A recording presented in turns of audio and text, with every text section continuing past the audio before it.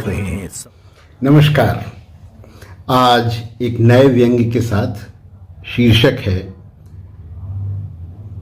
स्वर्ग के द्वार पर कोरोना टेस्ट। मैं जबलपुर से आपका साथी व्यंग्यकार विवेक रंजन श्रीवास्तव। दानम वीरस्य भूषणम। गुरुजी ने उन्हें जीवन मंत्र समझाया था कि ये सारे करेंसी नोट तो यहीं रख रह जाते हैं, ऊपर तो केवल दान, दया, मदद की कोमल भावना के नोट ही चलते हैं।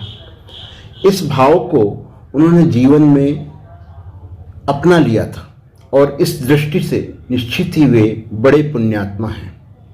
उन्होंने सबकी सदैव हर संभव मदद की है। प्रधानमंत्री सहायता कोष की ढेर सारी रसीदें उनके पास सुरक्षित हैं। 1971 के भारत पाकिस्तान युद्ध का मौका रहा हो, कहीं भूकंप आया रहा हो या बाढ़ की विपत्ति से देश प्रभावित हुआ हो, अकाल पड़ा रहा हो या आगजनी की विपदा आई हो, उनसे जितना बन पड़ा मुक्त हृदय से उन्होंने हमेशा सहयोग किया।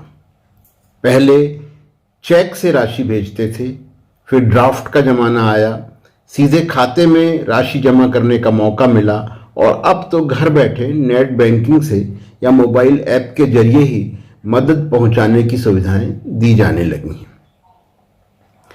कुछ निजी संस्थानों को उनके इस भामाशाही नेचर का ज्ञान जाने कैसे हो जाता है। शायद वे सहायता कोष के डाटाबेस में सेंध लगा लेते होंगे, क्योंकि उनके पास कोकिल कंठी युवा लड़कियों के स्वर में उन संस्थाओं को भी दान देने की प्रार्थना के फोन आते हैं। वे यथासंभव उन्हें भी निराश नहीं करते। मतलब ये कि उन्होंने स्वयं ही दान देकर अपनी ऐसी प्रोफाइल बना ली है कि चित्रगुप्त जी को स्वर्ग में उनकी सीट आरक्षण करने में कहीं कोई अंदेशा ना हो। चीन से कोरोना क्या आया, वैश्विक महामारी फैल गई। इससे पहले कि वे पेंडेमिक राहत कोष में किसी तरह का कोई दान धर्म कर पाते, इस पावन धरा पर उनके जीवन का समय पूरा हो गया। लॉकडाउन के चलते सड़कें, गलियां, शहर सब वैसे ही वीरान थे। बिना ट्रैफिक में फंसे मिस्टर एम राज अर्थात यमराज सीधे उनके दरवाजे पर आ धमके। उन्होंने प्रसन्न मन धरा को त्याग, वासांसि जीर्णानि यथा विहाय को ध्यान रख नश्वर शरीर को त्यागा और गोलोक गमन किया। उन्हें अपने दान धर्म पर पूरा भरोसा था। मन ही मन उन्होंने सोचा, चलो अब स्वर्ग में अप्सराओं के नृत्य, गंधर्वों का संगीत सुनने का समय आ ही गया है। लेकिन यह क्या, जैसे ही वे स्वर्ग के द्वार पर पहुंचे, उनको द्वारपाल ने रोक दिया। उन्हें लगा, यार गलती हो गई, मैं दान के हुई संभाल कर रखी अपनी सारी रसीदें तो ला ही नहीं पाया। उन्होंने स्वयं को कोसा, अरे कम से कम उनकी स्कैन कॉपी डिजिटल लॉकर में डाल दी होती तो आज काम आती। फिर उन्हें ध्यान आया कि हाँ, इनकम टैक्स रिटर्न में तो हर बार ये रसीदें लगाई थी और 80G के अंतर्गत उससे छूट भी ली थी।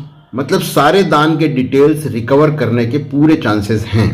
वे द्वारपाल को कोने में ले जाकर अपने टैक्स रिटर्न्स निकलवाने के लिए पैन नंबर बताना चाहते थे, क्योंकि जगह जगह पैन नंबर लिखते हुए उन्हें वह तो कम से कम मुखाग्र याद था। किंतु वे ऐसा कुछ करते इससे पहले ही उन्होंने देखा कि द्वार पर एक सुंदर नर्स और एक डॉक्टर लाइन में लोगों का परीक्षण कर रहे थे। माथे पर पिस्तौल सा यंत्र ताने लोगों का तापमान ले रहे थे। नर्स गले से स्वाब, नाक से नेजल एस्पिरिट निकाल रही थी और सारी पुण्यात्माओं को बेवजह 21 दिनों के क्वारंटीन में स्वर्ग से बाहर बनाए गए टेंट के कैंप में भेजा जा रहा था। उन्हें कुछ गुस्सा भी आया, अरे कैसे भगवान हैं जो चाइना के कोरोना तक को नहीं जीत पाए। किंतु तभी उन्हें ध्यान आया कि गुरुजी ने कहा था, जाहि विधि राखे राम ताहि विधि रहिए। बस उन्होंने सब्र से काम लिया और सारे सैंपल देकर लाइन से क्वारंटीन कैंप की ओर बढ़ चले। वहाँ पहले से ही कुछ जमाती पलंग पर जमे हुए दिखे। उन्हें आश्चर्य हुआ। उन्होंने पूछा तो पता चला कि कब्रिस्तान फुल चल रहे हैं। इसलिए हूरों की वेटिंग के लिए कुछ इंटर रिलीजन एग्रीमेंट हुआ है और इसके चलते इस कैंप में कुछ सीट्स खाली होने से इन लोगों को यहाँ वेटिंग पीरियड में रखा गया है। वे पलंग पर लेट ही रहे थे कि एक कर्कश आवाज आई, कब तक लेटे रहिएगा, उठिए चाय बनाइए, आज आपकी बारी है। उनकी गहरी तंद्रा टूट गई। पत्नी चाय बनाने का आदेश दे रही थी। रामदीन की छुट्टी कर दी गई थी और उन्होंने तथा पत्नी ने बारी बारी से किचन का जिम्मा संभाल रखा था। उन्होंने चाय का पानी चढ़ाते हुए तय किया, आज पीएम केयर फंड में 11,000 डाल ही देंगे, आखिर परलोक भी तो सुधारना है। नमस्कार, मैं जबलपुर से विवेक रंजन।